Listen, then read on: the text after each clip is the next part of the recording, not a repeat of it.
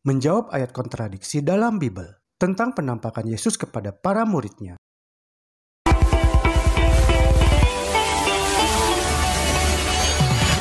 Ayat yang dalam tanda kutip kontradiksi di Alkitab, yaitu yang terdapat dalam 1 Korintus 15 ayat 5, versus yang terdapat dalam kitab Markus 16 ayat 14. 1 Korintus 15 ayat 5 menuliskan seperti ini, bahwa ia telah menampakkan diri kepada Kefas dan kemudian kepada ke-12 muridnya. Sedangkan dalam kitab Markus 16 ayat 14 menuliskan seperti demikian. Akhirnya ia menampakkan diri kepada ke-11 orang itu ketika mereka sedang makan. Dan ia mencela ketidakpercayaan dan kedegilan hati mereka, oleh karena mereka tidak percaya kepada orang-orang yang telah melihat dia sesudah kebangkitannya. Bila dibandingkan, kedua bunyi ayat tersebut sepintas seperti kontradiksi. Sebab ayat yang tertulis di kitab 1 Korintus 15 ayat 5 tersebut menuliskan bahwa setelah kebangkitan dari kematiannya, lalu Yesus menampakkan diri kepada 12 muridnya. Tetapi ayat dalam kitab Markus 16 ayat 14 menuliskan bahwa Yesus menampakkan diri kepada 11 orang muridnya. Bila kita pelajari dengan lebih seksama, sesungguhnya bunyi penjelasan dalam kedua ayat tersebut tidaklah kontradiksi, tidak saling bertentangan. Sebab kedua ayat tersebut menjelaskan berdasarkan sudut pandang waktu yang berbeda. Inilah penjelasannya. Dalam kitab Markus 16 ayat 14 dan di beberapa ayat lainnya, menuliskan bahwa setelah Yesus bangkit dari kematiannya, lalu Yesus menampakkan diri kepada 11 orang muridnya dan juga kepada banyak orang lainnya. Dalam ayat tersebut dituliskan bahwa Yesus menampakkan diri kepada 11 orang dan bukan 12 orang murid.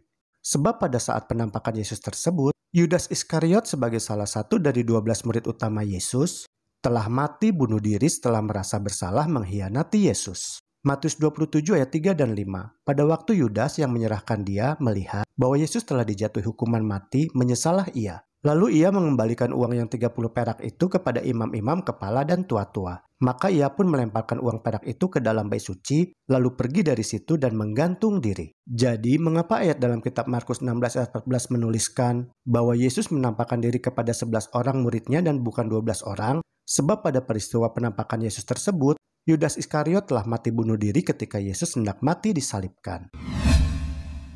Sedangkan dalam kitab 1 Korintus 15 ayat 5 menuliskan bahwa Yesus menampakkan diri kepada 12 orang muridnya karena penulis kitab Korintus menjelaskan dari sudut pandang waktu yang berbeda. Sang penulis kitab Korintus menambahkan Matias yang menjadi murid utama Yesus untuk menggantikan Yudas Iskariot. Sehingga jumlah murid utama Yesus tetap genap sebanyak 12 orang. Matias sendiri dipilih oleh para rasul untuk menjadi pengganti Yudas melalui undi.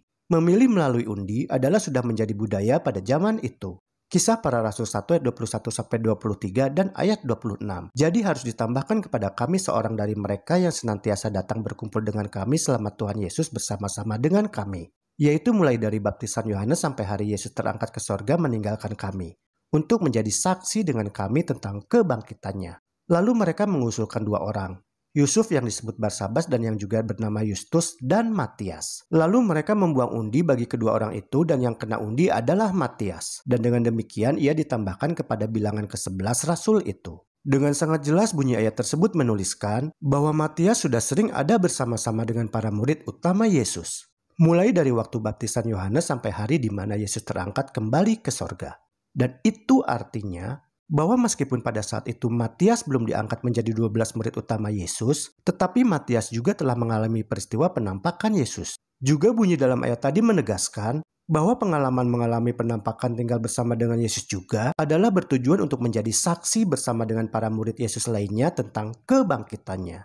Jadi bunyi ayat dalam kitab 1 Korintus 15 ayat 5 yang menuliskan bahwa Yesus menampakkan diri kepada 12 muridnya, hal itu tidak bertentangan atau kontradiksi dengan bunyi ayat lainnya yang menuliskan bahwa Yesus menampakkan diri kepada 11 orang muridnya. Sebab sang penulis kitab Korintus menceritakan dari sudut pandang waktu yang berbeda, yaitu telah memperhitungkan bahwa Matias telah menjadi bagian dari 12 murid utama Yesus. Dan faktanya, Yesus menampakkan diri setelah bangkit dari kematiannya selain kepada 11 orang muridnya, namun Yesus juga telah menampakkan diri termasuk kepada Matias dan yang lainnya. Seperti yang telah diungkapkan oleh Rasul dalam bunyi ayat tadi sebelum mereka memilih Matias. Dan kemungkinan besar, Matias mengalami penampakan Yesus ketika sedang ada bersama-sama dengan para murid utama Yesus. Karena ayat tadi menjelaskan bahwa Matias senantiasa sering berada dengan para murid Yesus. Sebab murid Yesus memiliki banyak teman untuk berkumpul bersama Yesus.